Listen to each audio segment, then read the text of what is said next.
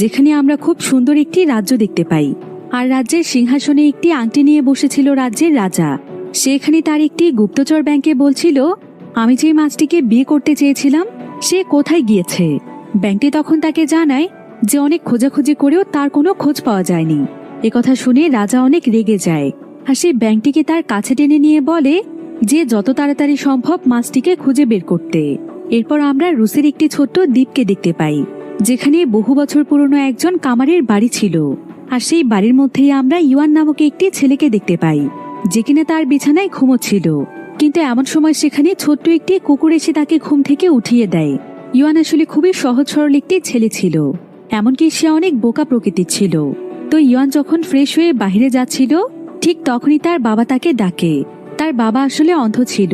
তো সে এখানে ইওয়ানকে বলে, অনেক তো বড় হয়েছ, এখন অন্তত তোমার কামারের কাজ শিখে নেওয়া উচিত। তাছাড়া আমারও এখন বয়স হয়েছে, যে কোনো সময় আমি মারা যেতে পারি। আর আমি মারা যাওয়ার পর তুমি তখন কি করবে? ইওয়ান তখন তাকে বলে, তুমি কোনো চিন্তা করো না বাবা, খুব অল্প সময়ের মধ্যেই আমি সমস্ত কাজগুলো শিখে নেব। তার বাবা তখন তাকে রান্না করার জন্য মাছ ধরে নিয়ে আসতে বলে। ইওয়ান সঙ্গে সঙ্গে খুশি মনে মাছ ধরতে চলে যায়, কারণ মাছ ধরা ছিল তার অনেক পছন্দের একটি কাজ। তাই ইওয়ান তখন তার সঙ্গে করে একটি বালতি এবং বড়শি নিয়ে মাছ ধরার জন্য বেরিয়ে পড়ে। সে তাদের বাড়ি থেকে কিছুটা দূরে অবস্থিত বরফে জমে থাকা একটি নদীর কাছে যায়, যেখানে মাছ ধরার মতো একটি জায়গা ছিল। তো ইওয়ান যখন মাছ ধরার জন্য সেখানে তার বড়শিটি দেয়, ঠিক তখনই সেই জায়গাটিতে অনেক জোরে জোরে বুদবুদ হতে থাকে। ইওয়ানিতে ভয় পেয়ে গিয়ে সেখান থেকে পালানোর চেষ্টা করছিল। কিন্তু এমন সময় দেখা যায় যে সেই মাছ ধরার জায়গাটি দিয়ে অনেক বিশাল আকৃতির পানির একটি স্রোত বেরিয়ে আসে, আর এটা সোজা ইওয়ানের উপর পড়ে। এমনকি এই স্রোতের সাথে ইওয়ানের বালতিতে একটি মাছও চলে আসে। মাছটিকে দেখে ইওয়ান অনেক খুশি হয়ে যায়, আর সে নিজে নিজেই বলতে থাকে, যাক ভালোই হলো, আজকে কোনো পরিশ্রম ছাড়াই খাবারের ব্যবস্থা হয়ে গেল। এরপর ইওয়ান মাছটিকে নিয়ে তার বাড়িতে ফিরে আসে, আর সে তাড়াতাড়ি করে মাছটিকে রান্না করার জন্য লাকড়িতে আগুন দিতে থাকে এবং বলতে থাকে যে আজকে খুব সুন্দরভাবে মাছটিকে রান্না করব। কিন্তু এমন সময় সেই মাছটি বলে ওঠে, ও আচ্ছা তাই নাকি, তুমি আমাকে কিভাবে রান্না করবে শুনি? একথা শুনে ইওয়ান যেন তার নিজের কানকেই বিশ্বাস করতে পারছিল না, কারণ একটি মাছ এভাবে কিভাবে কথা বলতে পারে। ইওয়ান তখন মাছটিকে বলে, এইমাত্র কি তুমি কথা বললে? একটি মাছ হয়ে তুমি কিভাবে কথা বলতে পারলে? মাছটি তখন তাকে বলে, আমি শুধু কথাই বলতে পারি না, বরং আমি আরো অনেক কিছু করতে পারি। তুমি যদি আমাকে আবারও নদীতে ছেড়ে দিয়ে আসো, তাহলে আমি তোমার যে কোনো 3টি ইচ্ছে পূরণ করব। একথা শুনে ইওয়ান বুঝতে পারে যে এটা হয়তো কোনো ম্যাজিক্যাল ফিশ, তাই সে অনেক খুশি হয়ে যায়। আর সে মাছটিকে বলে, তুমি একটু অপেক্ষা করো, আমি তোমাকে এক এক করে আমার 3টি ইচ্ছের কথা বলবো। এই বলে ইওয়ান বিছানায় শুয়ে পড়ে। আর সে শুয়ে শুয়ে এমনি এমনি বলে, আমার তো মাঝে মাঝে ইচ্ছে করে যে এভাবে আমি শুয়ে শুয়ে পুরো শহরে ঘুরে বেড়াই। ইওয়ানের কথা বলতে বলতে সেখানে ঘটে যায় অবাক করা একটি ঘটনা। ইওয়ান দেখতে পায় যে হঠাৎ করেই তার পুরো ঘরটি হাওয়ায় ভাসতে শুরু করেছে। সে এতে কিছুটা ঘাবড়ে যায়, আর সে মাছটিকে বলে, এসব কি হচ্ছে? মাছটি তখন তাকে বলে, কি আবার হবে, তোমার প্রথম ইচ্ছেটি পূরণ হচ্ছে। তুমি না বললে যে তুমি ঘরে শুয়ে পুরো শহর ঘুরতে চাও? ইওয়ান তখন বলে, এটা তো আমি এমনি এমনি বলেছি, এটা আমার কোনো ইচ্ছেই ছিল না। তবে মাছটি তখন তাকে বলে, এখন এসব বলে লাভ নেই, আমি ইচ্ছের কথা বলার পরপরই তুমি এই কথাটি বলেছ, তাই এটাই এখন তোমার প্রথম ইচ্ছে হিসেবে গণ্য হবে। এবার সেখানে দেখা যায় ইওয়ানের বিছানাটি তাকে নিয়ে একটি গাড়ির মতো করে বাহিরে চলে আসে, আর এই বিছানাটি তখন তাকে পুরো শহরটি ঘুরিয়ে ঘুরিয়ে দেখাতে থাকে। মাছটি তাকে বলে, যেহেতু তুমি বলেছ তুমি শুয়ে শুয়ে পুরো শহর ঘুরতে চাও, তাই এই বিছানাটি এখন তোমাকে ঘোরাবে। তবে এসব কিছু দেখে ইওয়ান তো নিজের চোখেই বিশ্বাস করতে পারছিল না, কারণ তার বিছানাটি সত্যি সত্যি একটি গাড়িতে রূপান্তরিত হয়েছে। এখন এই বিছানায় করে যখন সে সমস্ত জায়গাতে ঘুরছিল, তখন শীতকাল এবং বাতাসের কারণে তার পুরো শরীর কাঁপছিল।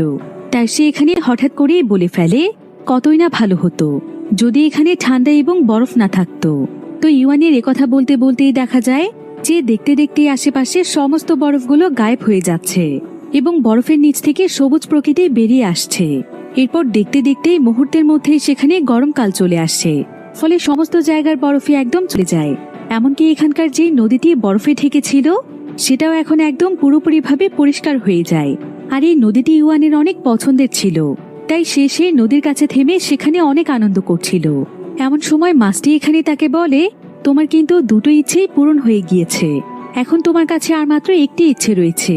তাই তোমার শেষ ইচ্ছেটি পূরণ হলেই আমি কিন্তু চলে যাব। ইউয়ান তখন কোনো কিছু না বলেই সেই মাছটিকে নিয়ে সামনের দিকে এগিয়ে যাচ্ছিল, আর সে মাছটির সঙ্গে গল্প করছিল। তো সে এখানে মাছটিকে বলে, আসলে মানুষ আমাকে ঠিকই বলে যে আমি নাকি অনেক বোকা, আর আজকে আমি নিজে সেটার প্রমাণ পেয়েছি। শুধুই আমি আমার দুটো ইচ্ছেকে কিভাবে নষ্ট করে দিলাম দেখো। আমি চাইলে তোমার কাছে অনেক বড় কিছু চাইতে পারতাম, কিন্তু মাছটি তখন তাকে বলে, আসলে এক একজনের মনের ইচ্ছে এক এক রকম। কেউ কেউ একটি কুঁড়েঘর পেলেই যেন তার জীবনের সমস্ত স্বপ্ন সত্যি হয়ে যায়, আবার কেউ কেউ রাজপ্রাসাদ পেলেও খুশি হতে পারে না। তো তারা দুজন মিলে গল্প করতে করতে যখন আর একটু সামনের দিকে এগিয়ে যায়, তখন তাদের সামনে হঠাৎ করেই একদল ডাকাত চলে আসে। আর তারা ইউয়ানকে বলে, তোমার কাছে যা কিছু আছে সবকিছু আমাদেরকে দিয়ে দাও। কিন্তু ইউয়ান তাদেরকে বলে যে তার কাছে টাকা পয়সা কিছুই নেই। ভিডিওর এই পর্যায়ে আপনাদেরকে এমন একটি অ্যাপ সম্পর্কে বলতে চাই, যার নাম হচ্ছে 1xBet, যেটার অফিসিয়াল পার্টনার হচ্ছে পিএসজি। এই অ্যাপটির মাধ্যমে আপনারা যে কোনো ম্যাচের লাইভ এবং লাইভ ম্যাচের ফলাফল দেখতে পারবেন। সেই সাথে প্রতিটি ম্যাচের স্কোর অনুমান করে গেমও খেলতে পারবেন, যেমন কোন টিম জিতবে, কোন টিম কত রান করবে এবং কে সর্বোচ্চ স্কোর করবে ইত্যাদি। এছাড়াও এখানে বিভিন্ন ধরনের গেম রয়েছে, সেগুলো খেলেও আপনারা টাকা ইনকাম করতে পারবেন। সেই সাথে আরও রয়েছে BMW গাড়ি, ল্যাপটপ, আইফোন এবং আরও অনেক নগদ পুরস্কার। আর ভিডিওর নিচে থাকা আমার প্রোমোকোড KUIAW ব্যবহার করলে প্রথম ডিপোজিটেই পেয়ে যাবেন 30,000 টাকা পর্যন্ত নগদ বোনাস। আর এই টাকাগুলো আপনারা চাইলে বিকাশ, নগদ এবং ব্যাংকের মাধ্যমে উইথড্র করতে পারবেন। তাহলে আর দেরি কিসের? পিন কমেন্টে দেওয়া লিঙ্কের মাধ্যমে রেজিস্ট্রেশন করুন এবং বোনাস পান। এটা শুধুমাত্র একটি অ্যাড ছিল। এই সমস্ত অ্যাপে টাকা ইনভেস্ট করার আগে একবার ভেবে নেবেন, কারণ এগুলোতে আর্থিক ক্ষতির সম্ভাবনা রয়েছে। তারা চাইলে তাকে তল্লাশি করে দেখতে পারে, কিন্তু ডাকাত দল যখন তার কাছে কোনো কিছুই পায় না, তখন তারা ইউয়ানের কাছ থেকে তার সেই ম্যাজিক্যাল ফিশটিকে ছিনিয়ে নেয়। তারা মাছটিকে নিয়ে এখান থেকে চলেই যাচ্ছিল, কিন্তু ইউয়ান তখন সুযোগ বুঝে পেছন থেকে গিয়ে মাছটিকে নিয়ে নেয়, আর সে দ্রুত সেখান থেকে পালিয়ে যাওয়ার চেষ্টা করে। তবে ডাকাত দল তাকে ধাওয়া করছিল, কিন্তু সে এখানে মাছটিকে বাঁচানোর জন্য তাড়াতাড়ি করে সেই নদীর কাছে এসে মাছটিকে নদীর মধ্যে ছেড়ে দেয়, যার ফলে ডাকাত দলের সবাই তার উপর অনেক রেগে যায়। তাই তারা তখন তাকে একটি গাছের সঙ্গে উল্টো করে ঝুলিয়ে দিয়ে চলে যায়। তবে কিছুক্ষণ পরেই সেখানে খুব সুন্দর একটি মেয়ে চলে আসে, আর মেয়েটি তখন ইউয়ানের রশিটি খুলে ইউয়ানকে গাছ থেকে নামায়। ইউয়ান তখন মেয়েটির কাছে তার পরিচয় জানতে চায়। মেয়েটি তখন তাকে বলে, তুমি কিছুক্ষণ আগে যেই মাছটিকে নদীতে ফেলে দিয়ে এসেছো, আমি হলাম সেই মাছটি। ইউয়ানও এখানে মেয়েটির গায়ে থাকা একটি চকমকে স্কার্ফ দেখে বুঝতে পারে যেই মেয়েটি আসলে সত্য কথাই বলছে। এরপর ইউয়ান মেয়েটির কাছে তার নাম জানতে চায়। মেয়েটি তখন তাকে জানায় যে তার নাম হচ্ছে ইয়ানা।